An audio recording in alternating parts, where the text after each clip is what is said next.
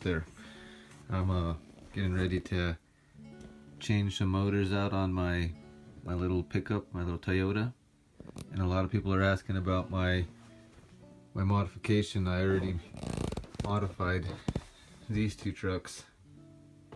I want to keep this one in the original setup, kind of the original transmission system, kind of. I want to just look for I want it to be a little trailer truck to tow stuff, not really like a trail truck, you know, for like a little bit higher speeds. But I'm probably not gonna make another modification, but I can show you my modification. Didn't really think about the importance of it. It wasn't really super special. Well, it's pretty nice to have the dual motors, but the way I modified it wasn't like 3D printed fancy or anything. But I guess the importance of it is that anybody can make one, even if you don't have a 3D printer, I suppose. But I'll tear it apart and show you the inside of it and explain it to you the best I can. So let's get into it. Alright, let's look inside here really quick. Sorry about it being all crude there. Hot glued it because I didn't think I was going to need to take that plate off that I put on there. I don't know if you saw it, yeah. Plate that I made to cover the top to keep the dust off. I made it so that I could take it off and on. This other one looks nicer. We'll look at that one in a sec. But yeah, there's the motors mounted into the plastic there. Just grabbing the edge of that gear housing on that side, and on the bottom there's just two holding it. Can't really tell there. And to put these shafts on, they're like a round hole, so you're gonna have to get a lighter or some heat source and heat it up on that shaft and squeeze it so that it can shape that, to take that shape of this gear shaft, and then it'll grip it and turn. You might have to take it off and heat it a tiny bit before you put it on the shaft, a tiny bit, after it's already been set and squished on there and shaped to this. Take it off because it's not going to be snug even after you squish it on there, so you're going to have to slip it off. Heat that tip of that plastic on the shaft, the drive line there. Slip it on there, but don't heat it up a lot. Just heat it up a little bit, because if you heat it up too much, it's going to be hard to get back on here because it'll shrink. So you want to get it in a little hot state real quick. Slip it on as quick as you can. That way it gets back there. Squish it again with the pliers, and then it should have like a suctiony, grippy, yeah, friction. So, yeah, or something like that. And this is the stencil real quick. It's 100 millimeters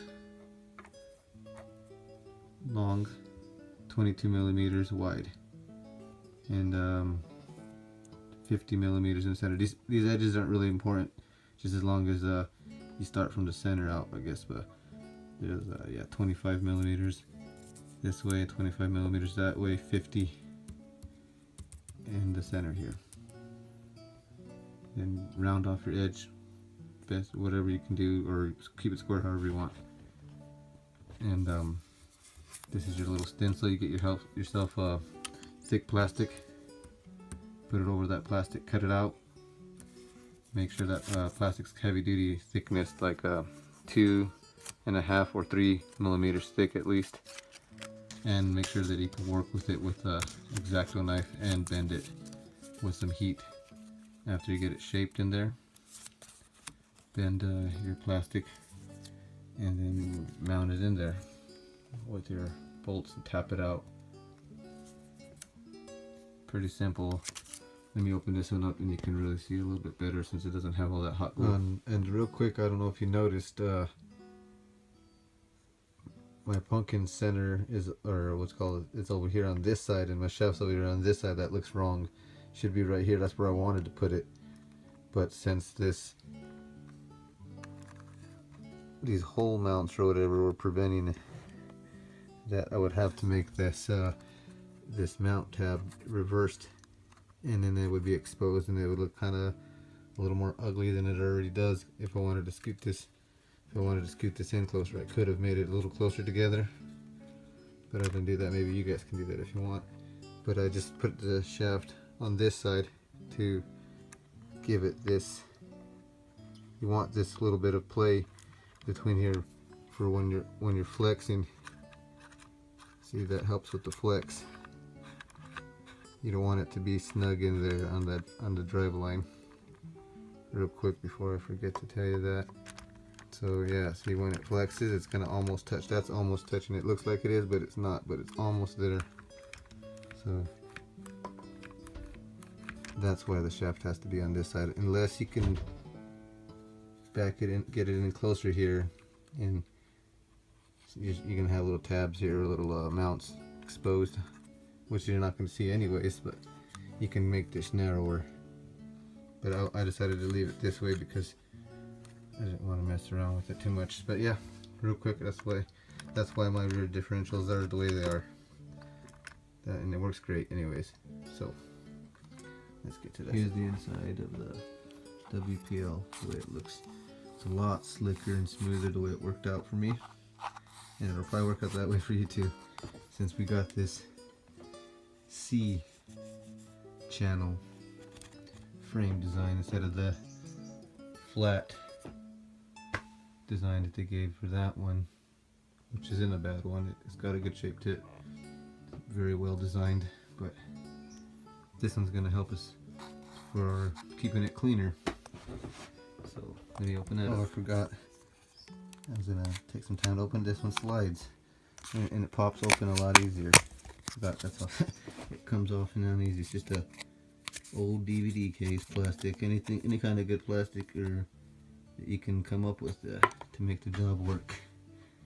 But there you can see these dual motors, how they're mounted into that thick plastic, and I put this little sticky thing in here because I think it'll absorb water. If it gets in there, instead of absorbing it or getting into the engine, it'll redirect it, and it also has drainage. You can't see it. It's got a drainage port on both sides, and that's what it looks like on the inside. All it is that design put in a plastic, bent in there, and it'll slide into your frame. Then you make your little holes, mount it in there like I explained earlier, just grabbing the edge of that gearbox, and then do the rest of your wiring magic. Alrighty guys, I hope that answered a lot of your questions. I gave you guys a sneak peek inside the truck, or you can say I let you look underneath her dress. There you go. What else I can show you about it? But there's that ESC from Hobby Wing that I've showed before on my videos before. It was like 22 bucks. I think I got it on Amazon. Free shipping, $22. It's well worth it. And now you can run a 11.1 2 or 3S battery. Need a little trail truck. And yeah. If you can get another angle and look at this. The light's very poor in here, I think, because I'm looking at it the wrong direction. But yeah, you're not going to notice that hot glue that much on the trail, but that's just to hold that plate on there. Didn't quite go very slick, but there it is. Thanks for watching.